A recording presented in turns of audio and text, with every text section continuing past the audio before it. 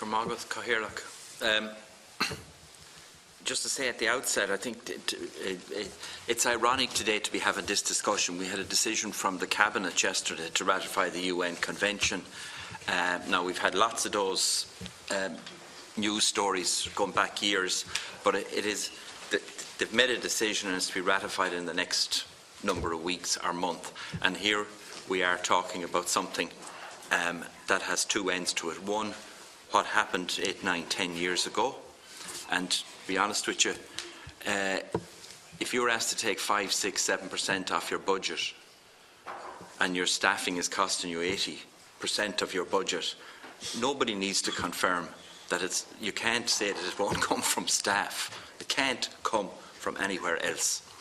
We're in this room for one reason. We're all interested and enjoined in the provision of a public service, regardless of the governance of the entities that do it.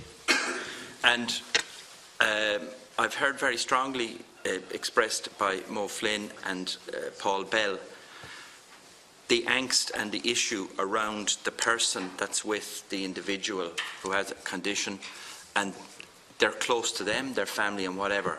I really want to respect that, and I appreciate it being put on the table. We actually don't have in the room people with disabilities. We have organisations on both sides who have expressed strongly that that's the actual focal point of this. But I think it's just worth remembering that this is about real people who have difficult lives apart from even the services that they require. I have a few questions. What happens? Like, there seems to be a go slow on this that's been expressed in different ways. Well, trot off to the workplace relations yourselves. And the entities that actually have the money bag are not there and have not been turning up.